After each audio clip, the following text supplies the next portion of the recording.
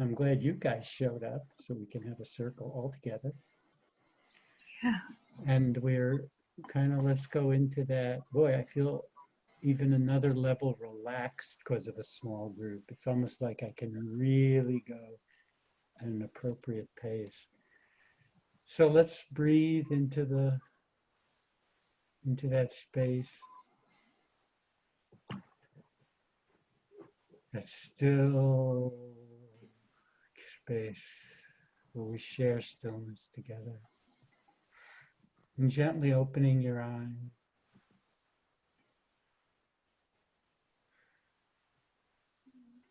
Gently opening your eyes and being with me on the screen. And you each get to check in for for a minute. We don't time stuff. And Liz, I'm going to have you go first. Andrew goes first a lot. So I'm going to ask Liz to go first. And Liz, just checking in for a minute through my eyes, starting with a breath, starting now. Hi, Lee. Hi, Andrew. It's good to be here. It's good to take this time out of my busy day and be in quietness and slowness with you guys and see what happens. So I took about 15 or 20 minutes before the speaking circle began just to breathe and calm down and get out of my busy work mind and into preparing for this space. So that was helpful. And it's just about time for me to stop. So thank you. Thank you, Liz. Andrew, checking in through my eyes, starting with a breath, starting now.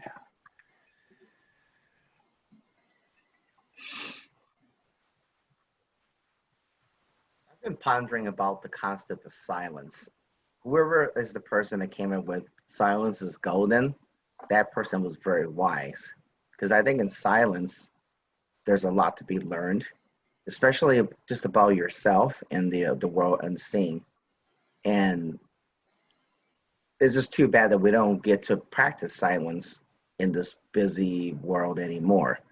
There are so many competing things asking for our attention via television, other people, obligations, and there's things like there's never any time just to be silent, just to hear nothing. And how refreshing would that be just to be with yourself and nothing assaulting your ears and there's nothing to do and I always wonder what that would be. I never experienced that before. Thanks for your time. Thank you, Andrew. Thank you, Andrew. I forgot to mention that one of the differences when there's a small group is that I take a full turn. Mm. Well, I am going to take a full turn. Liz, can you be in the camera for me for a minute? Yeah. In the camera, I'll check in through your eyes, starting with the breath, starting now. So this is what it's like. Yeah, I don't get to do this. It does really feel like it's a real connection. I could get how that could be self-conscious for some folks, but there's extra safety because we are at a distance. So I understand when people say that they're able to be more themselves and sometimes more honest this way because there is a bit of a separation. It's like the best of all worlds. It's the connection without the danger. It's like a safe connection. And yeah, stillness, silence, listening, very underrated aspects of our lives these days. Very missed. That stillness and listening can't be qualities that we foster every day. Thank you. Thank you. Thank you, Lee. Thank you, Lee. Okay.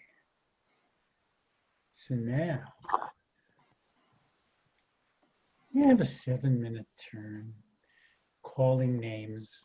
First take breaths. Get here, look around, close your eyes. And then when you're ready, mention one of our names. There's only 2 of us. Mention one of our names and we'll be with you in the camera till you call another name. So 7 minutes with Liz starting now. Well, Lee, one thing I noticed about last time I was in a speaking circle was it was easier if I just started talking. Oops, and now I'm hearing myself coming back through the, maybe if I turn my volume down, maybe that will work. Okay, anyway, it was easier when I just started talking and didn't think too much about what I was going to say.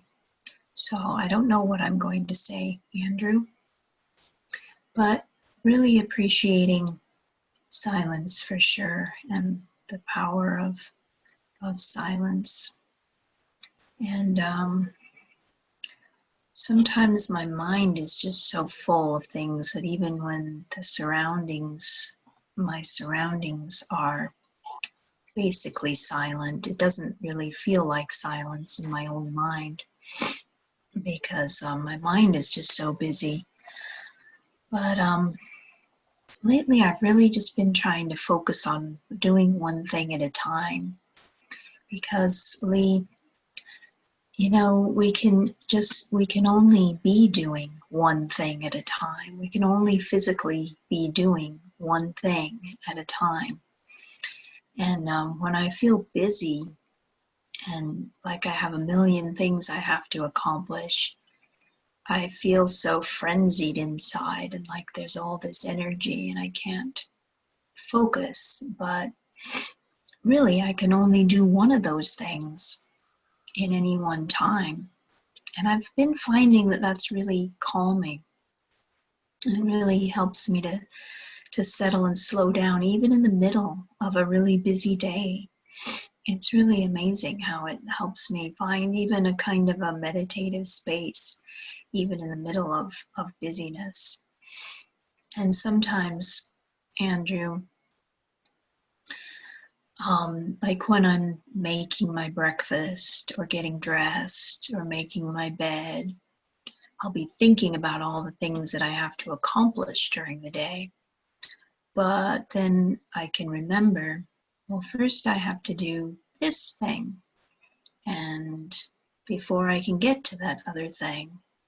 And so I'll just bring my attention back to the thing I'm actually doing instead of all the things that I need to be doing later and getting accomplished later. And it slows my whole day down. It slows my body down. I've been feeling this kind of anxious feeling in my stomach. And it slows that down. It's like a spinning, gyrating something, like a spinning wheel or a spinning top or something in my stomach.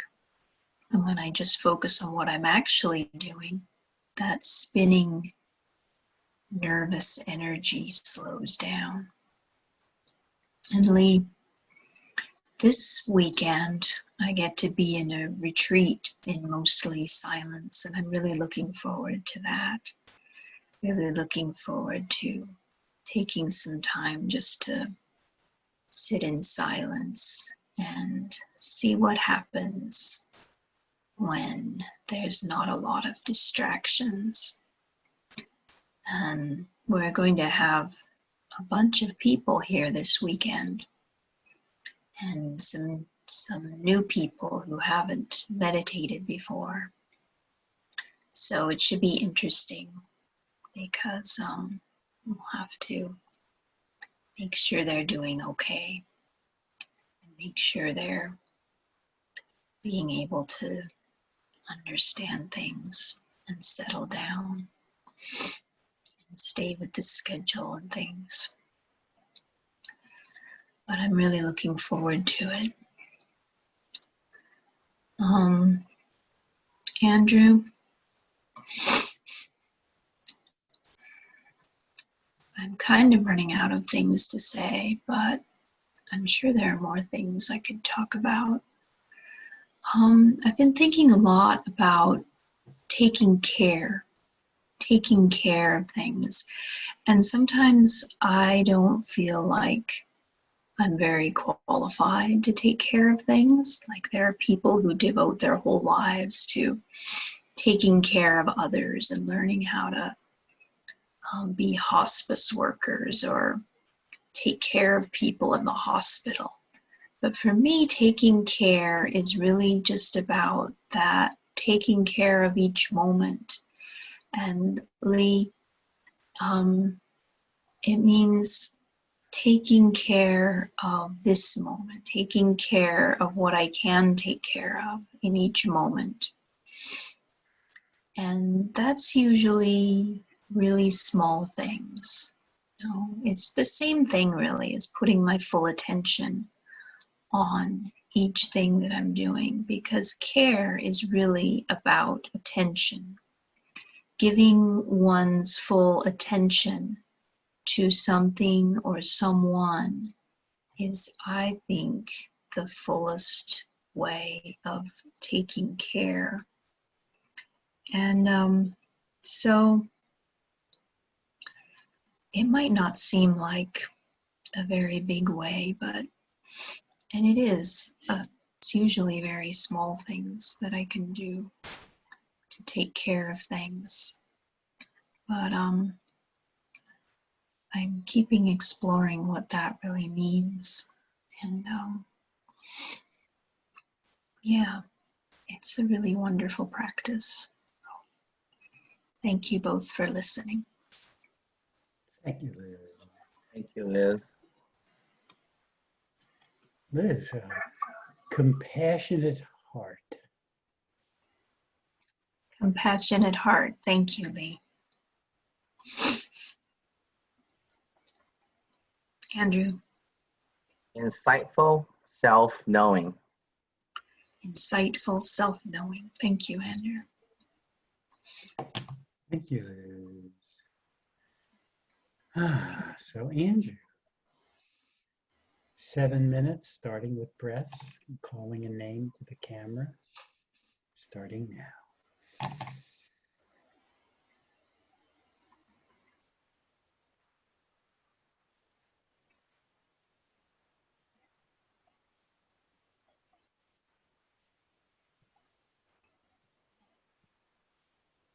Lately, it's been.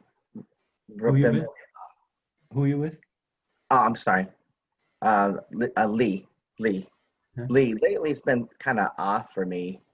Like one minute, well, one day I feel really strong, and the next day I feel really weak. I feel like just finding the nearest cave, crawl in it, and never come out of it again.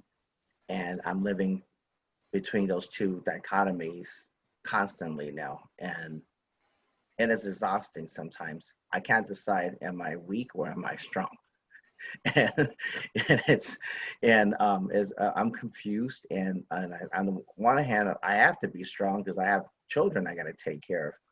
On the other hand, sometimes I feel like wouldn't it be wonderful just to be able to dive into something or someone and just let them tell me it's going to be okay, because I don't know what that feels like either.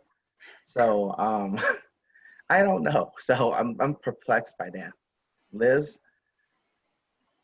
having said that, I feel that I'm starting to go through a phase now where my subconscious things are starting to surface, because I find myself wanting to sleep more and more. I used to call that depression, but I'm noticing that it's not so much depression, because I'm noticing that my dreams are becoming more colorful or more vivid, and I'm seeing people in my dreams that I haven't thought of for years, or just never really crossed my mind until now. So I'm trying to piece all this together to find out what exactly is my subconscious mind trying to tell me. Lee? So I don't know if this is a different phase of growth for me, or am I going through some kind of breakdown? So I'm really confused. But I'm going along with it though, because you know, one of the things I learned in life is just go with it. If you don't know, you're not gonna die from it. Just go with it, and that's what I'm doing right now.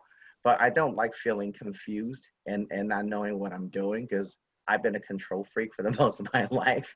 I have to know what I'm doing. Liz, I know being a control freak is not healthy, but there was one point in my life where I had to put so much control over my life. I even had to know the DJs for the radio station I listened to. My favorite station, I actually met the DJs. I had to know who I'm listening to in the morning, and I knew them personally. It's like, I know you can't control the world, but I sure did try. Where everything was controlled. And that wasn't very healthy. And I was like, wait a minute. I gotta let loose a little bit because you know people will say, "Hey, you're a little anal," you know, they're uptight, let it go. And and I have, and I'm a different person now. Lee, having said that, being different, I still feel that I like I'm lacking control again, and so I'm kind of trying to find that balance between am I having unrealistic expectations again, or am I really just not in control of my life? I'm going through you know, a situation here with a soon to be former spouse, which is out of my control. The only thing I can do is just stick with it and fight for the best outcome for my children. And the way it's going right now, I get the sense my little one's going to want to be with me because he just seems happier when he's with me.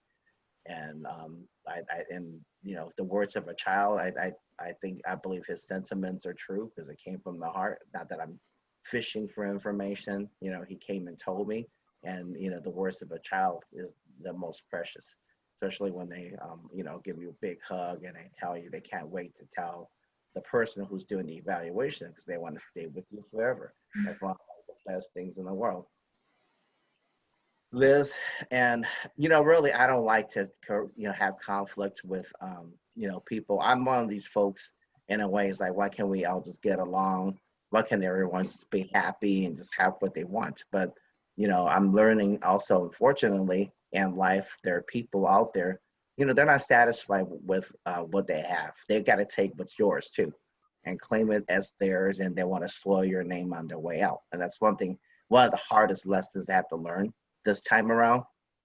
You know, besides all the other horrible stuff that's been done to me, the biggest thing is just the attempt to soil my professional and personal reputation, and that's one of the hardest things to deal with. Um, you know, but I think I've gotten to the point now where I just really don't care anymore because I'm not out there trying to defend myself. If people would believe something like that, hey, they were my friends to begin with. Oh well, I'll find better people. Bye. And that's where I'm at right now. So Lee, um, so here I am in September 2020. It's been a hell of a year, and I wish it was over, you know, or go back to the last century. I miss the 80s. I wish I could just teleport back to the 80s and stay there. Great music, great everything. I'm not liking the new millennium at all. I want to go back to the 80s. But you know, here I am in September 2020, and you know, my future is still uncertain. I'm trying to start several new careers at the same time. I know I'm crazy for trying to do that, but I'm going to push forward with it. But who knows how it's going to end up next year? You know, if I can make anything of it. You know, I'm not afraid of hard work. I'm sure I can get it to work. As long as I'm out there hitting the pavement and willing to put in the hard work, if something should come of it. But nothing's guaranteed in life. So it's a scary thing to, you know, a scary thing to not know what holds your future, especially I've been used to a certain standard of living. And, you know, going back to not having a whole lot will be a very hard adjustment, especially when it is because, you know, essentially I trusted the wrong person. You know, I wasted 8.5 years of my life, which is, you know, a very difficult thing to face and deal with. Liz, um, so yeah, but at the end of it, I have to be strong for my children too. I can't show them that I'm breaking up on the inside because that's gonna make them panic. I'm supposed to guide them and give them the sense of, you know, security.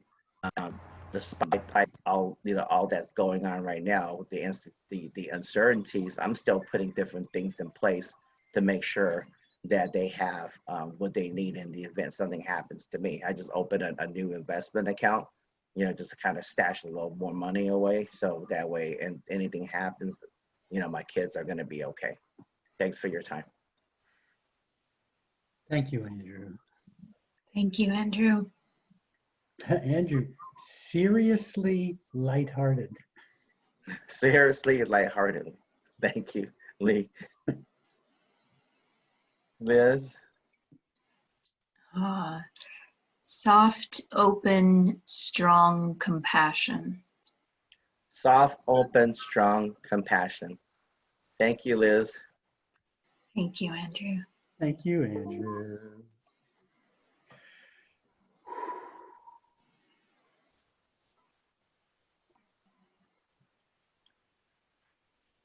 Okay. Lee. 7 minutes, starting with breaths, calling a name, starting now.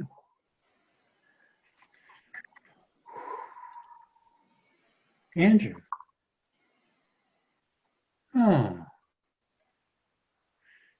I've been having quite an adventure with this new way of eating. I come from being a compulsive overeater. I was 60 pounds overweight most of my life. I'm always having different ways of, aside from all the diets and everything I've ever done, there's always new ideas that come through. Liz, this latest one around intermittent fasting, which is out there in the world, it's known as a very valuable thing. Science has proven that intermediate fasting works for a lot of people, and boy, does it work for me. And I want to spread the word because I know there's a lot of people who, and it's not a weight thing. It's not just a weight thing. It's a health path. Although for me it includes weight loss. But Andrew, it's a very simple idea that our bodies were naturally not meant to eat 3 meals and snacks a day. That's a modern diet that's dangerous because we're not meant to be using the digestive system so much during the day and into the night. So the idea of intermittent fasting is that every day you fast for like 18 hours, say. So it's an 18-hour period where you don't eat anything, and then a 6-hour period where you can eat anything. And the interesting thing, Andrew, is that what happens when you eat, well, now I have 20 and 4, they call it. There's 20 hours of fasting and 4 hours of eating. So my eating window is 8 a.m. to noon every day, meaning I can eat anything I want from 8 a.m. to noon. Liz, if I get up late, like on a weekend, make it 9 a.m. to 1.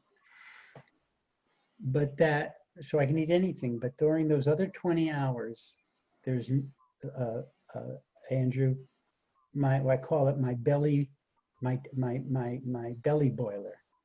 The stomach, the digestive system is shut down. In other words, nothing I'm taking in gets it activated to get to work with me, to digest, which means that during the fasting time, you only have water or black coffee or black tea, green tea. You don't even have no cream in the coffee, not even artificial sweetener in the coffee, because that triggers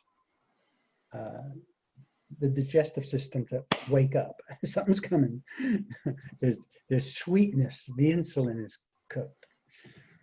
So what the amazing thing is that most people can't figure out until it happens, but I met some people and I believed them, Liz, and then read the New England Journal of Medicine and other science.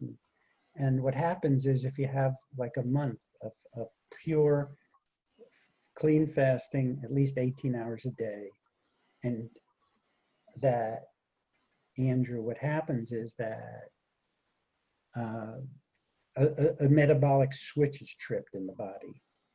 Something shifts, which completely shifts one's experience of eating, food, hunger.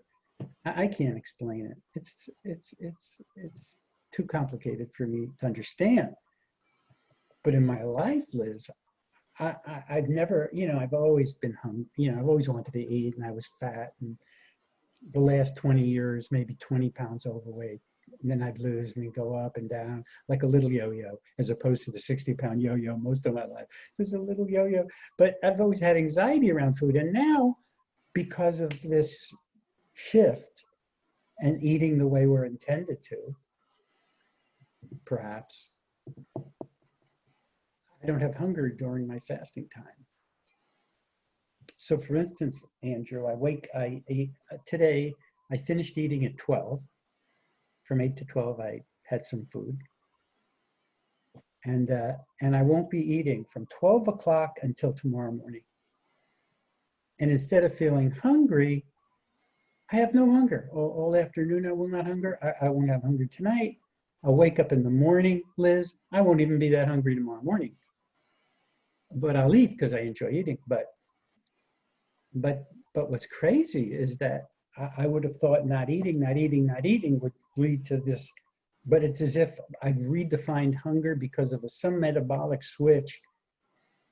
Andrew, there's some metabolic switch that shifts everything. A perception of hunger, perception of eating. I can't explain it. It's in, a lot of people report this similar thing. So I'm developing a team, and what I've noticed is that, it may not be for everybody. Liz, it's like everything else. It may not work for everybody, but it works for a lot of people who will not get the chance to discover it, because to discover it requires a month of behaving, Andrew, in a way that's very counterintuitive to many people. So they try it, or they think they're trying it, and they can't deal with it, and it didn't work. I'm too hungry. I can't fast that long. I didn't think I could fast that long. But when you have people supporting you who say, yeah, the first 3 days might be really tough. Don't worry about it. Stick with it, Liz. So I'm developing a support team and a 30-day plan. So, because I think there's millions and millions of people who will get the benefit, who could use the benefit. And it's not just for weight loss, Andrew, it's for health. It's for anything that the digestion deals with. For instance, heart. New England Medical Journal says that it diminishes the danger of heart disease eating this way.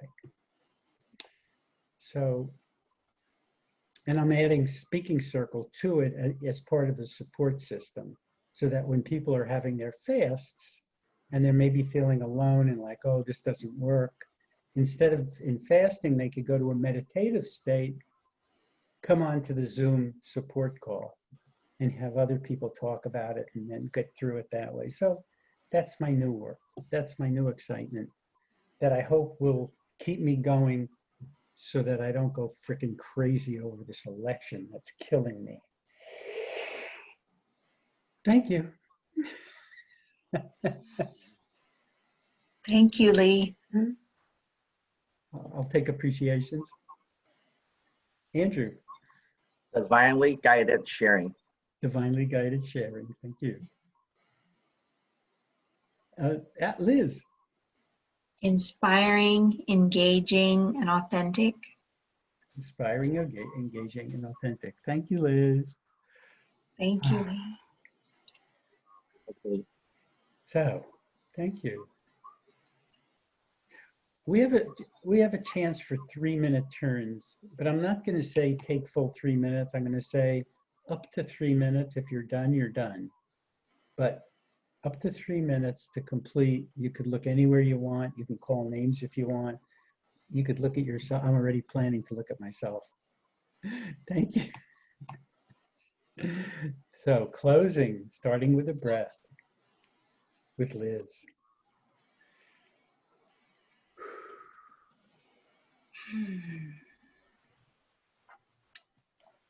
Well, there were some other things I was thinking about, talking about, but now I can't remember what they were. But I really enjoyed this speaking circle, and it helps to have a little bit longer of a time. I felt like I could relax into it and find more of a rhythm with it. Yeah, so I really enjoyed this. And shoot, there were some other things I wanted to say, but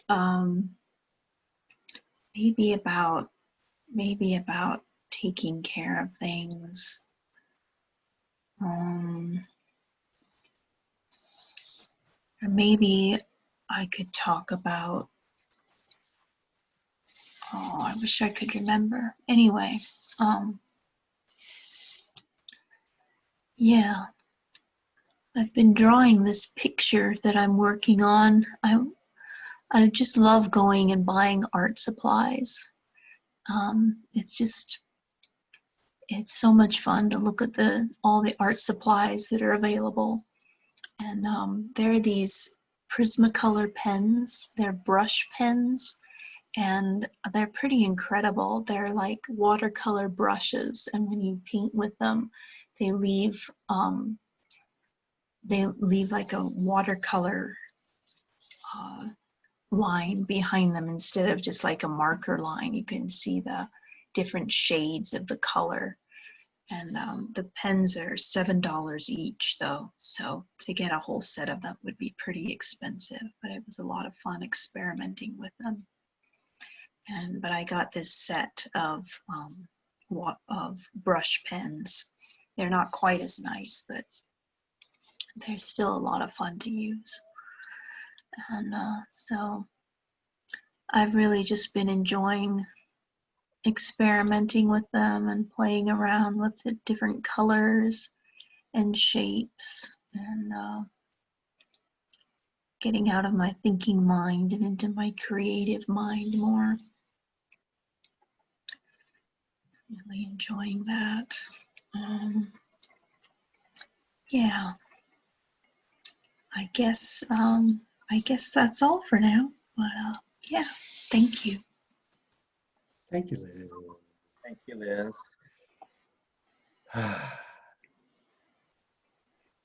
Closing with Andrew, starting with a breath, starting now.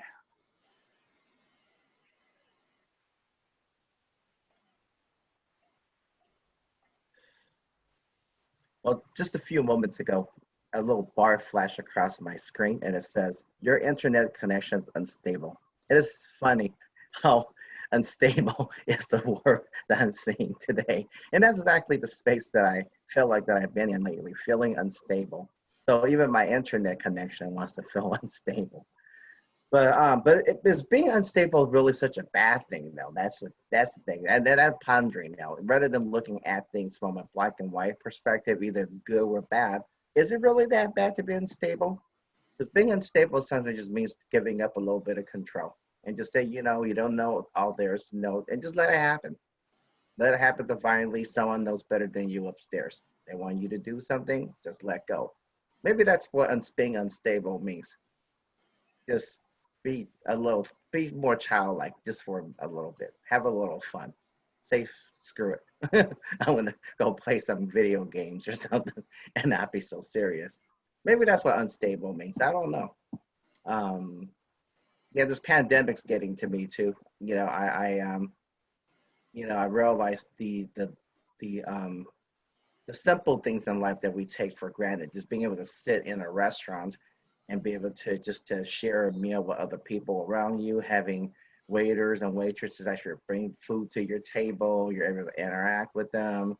You know, those are the things that I miss. A lot of my favorite places to go eat at, they're not open right now because they just can't really do takeout for the type of food that they serve. Has to be hot off the grill. So I've been seeing a lot of these folks, and I'm one of these people I patronize the same places a lot of times I end up being friends with the people who own this app. So it's been really hard, and homeschooling my son has been difficult too. They do distance learning with the schools, but there's only so much you can do with distance learning without the teacher being there guiding the children.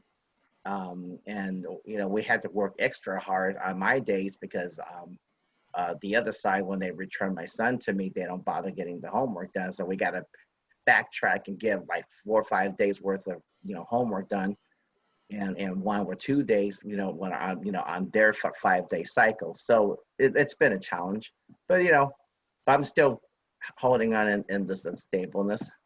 Thank you for your time. Thank you, Andrew. Thank you, Andrew. 3 minutes with Lee, starting with a breath. I can't tell you how much I'm enjoying participating. And now I'm looking at myself in the panel on the screen. I'm amazed to see my face without the beard, with the haircut, with the 10-pound and more released. I'm becoming a different person. And I know that I'm not making a big issue of this when I'm supporting and promoting the intermediate fasting plan path. But now in terms of COVID, staying healthy is the best thing one can do to avoid being brought down by COVID. I mean, you can catch it, but to have your immune system solid, that's when it passes through. It doesn't grab you if you're not susceptible to it. So eating healthy is safe.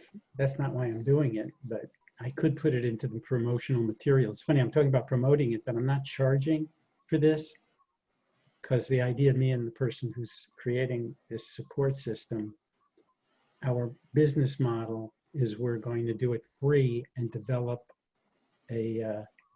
some case history of success, and utilize that to bring the program up, bring it out into the world. Okay, I'm going to stop looking at myself. I take myself too seriously when I look at myself too much. I could take myself less seriously when I'm looking at one of you. Yeah.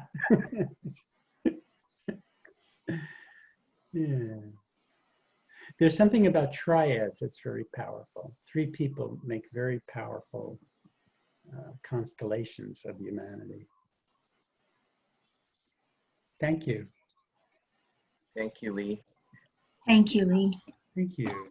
Thanks for a very sweet, gentle, useful time together for me. And I was looking at my calendar, and there's 5 people want to come next week, 5 other people. And I'm going to, you guys get first crack at it for being here, being regular. So do let me know if you can by today or tomorrow morning if you want to reserve for next week, this time. Or maybe there's another time that works for you too.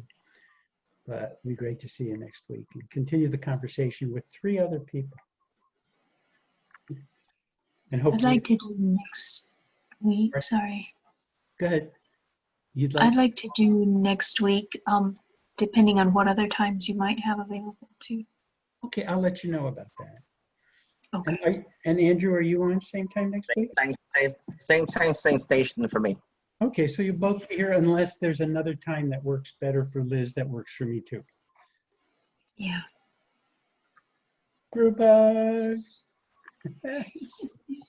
Thank you. Bye. Thank you so much. Thank you.